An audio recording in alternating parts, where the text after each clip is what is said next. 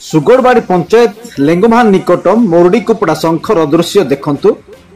मोरडीकुपड़ा शंख रास्ता जलमग्न, बाइक यात्रा विपद संकुल। दर्शक बंधु टिकिनिकी खबर को स्वागत।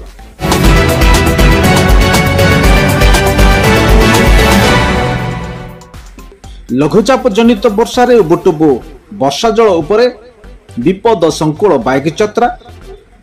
विपद थिले मध्य बाइक आरोही माने बाइक नहीं अतिक्रम करुछन्ति। सेपटे अनेक गाड़ी गुड़िक उभय पार्श्व ठिया शंख तैयारी काम चलुथिबा बेले बाईपास रास्ता तैयार करा जायछि एवं एही बाईपास रास्ता ऊपर 2 फुटर पानी यातायात बाधा प्राप्त होइथिबा बेले एही रास्ता रे हजार हजार लोक निर्भर करी प्रतिदिन रायकिया सेपटे दारिमाड़ी जीवा आसिबा करुछन्ति।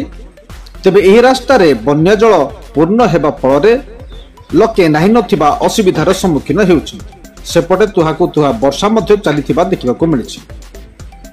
विपद संकुल अवस्था रे एही रास्ता ऊपर जाउथिबा पानी ऊपर यातायात साधारण जनता न करिबा भलो नतुबा असुविधार कारण होई पारे। सचेतनता हेबा एवं निज जीवन को निजे सुरक्षा करिबा। दर्शक बंधु टिकिनिकी खबर अधिक अपडेट पाई टिकिनिकी खबर को सब्सक्राइब, लाइक और शेयर करने को भूलिबे नहीं।